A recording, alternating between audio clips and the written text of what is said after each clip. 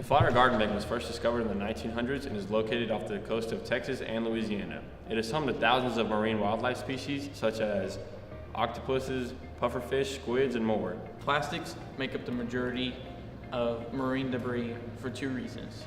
One, they do not biodegrade, and two, because of the low cost, the durability, and the malleability. An ocean gyre is a system of circular ocean currents formed by the Earth's wind patterns. The circular motion of the gyre draws debris and other trash into the center where it becomes trapped. Between 4.8 and 12.7 million tons of plastic enter the ocean each year. There's an area named the Great Pacific Garbage Patch that is estimated to be 2 times the size of Texas of just garbage. So currently, Dickinson High School was awarded a grant by NOAA, which is the National Ocean and Atmospheric Administration, and we got a grant to reduce plastics in the ocean. So at Dickinson High School, the big project we're taking on this year is reducing our consumption and use of single-use plastics, which are the plastics that you use one time and then throw away.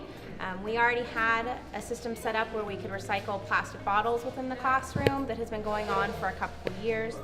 We are trying to expand that with one of our departments. One of the new things we got with our grant from NOAA is we have installed 2 of the reusable or refillable water stations where we can refill entire water bottles. We had one put in at the beginning of the downstairs science wing.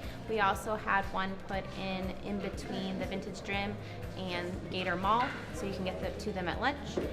We ordered reusable water bottles. The logo was designed by one of our aquatics students, Marisol, and we got enough to distribute to all the students currently taking aquatics, environmental, and all the freshman biology students.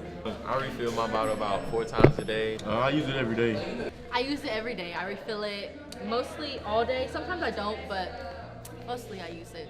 It doesn't hurt, start your own recycling bin, bring in too many recycled plastics, papers, cans. Right now, they were installed right before the beginning of the second semester. We've had 44 days of school, and currently we have saved 3,267 bottles that have not gone in the trash that have been refilled from our stations. So plastic pollutions have lots of harmful effects, but particularly in the oceans.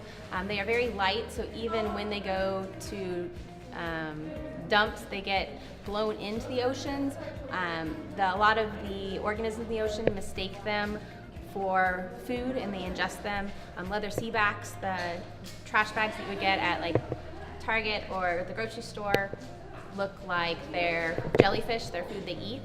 Also, is the plastics don't actually biodegrade, they break down, so the sun photodegrades them, they break into what are called microplastics, and so all of the fish and all the organisms in the ocean end up consuming those, and they get trapped within their intestines and affects their entire digestive system.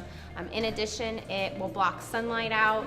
Phytoplankton is our major source of oxygen here on Earth. Every other breath that you take comes from phytoplankton, and they need that sunlight in order to make their food and, in essence, produce that oxygen. We've gone on multiple field trips. One of the first ones we went on was with smooth cordgrass, and we're helping it grow more, and we're going to go back and replant them. We got a grant this year with Artist Boat through the EPA to build a rainwater harvesting system and harvest rainwater so that we can reduce our stormwater runoff on campus. So this is one more initiative where our school is trying to lessen our negative impact and become more green at the school.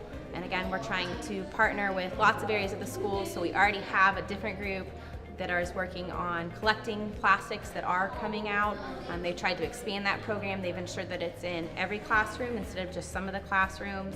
And then now we've instituted the water stations to further expand just kind of our positive impact that the school is having on the environment.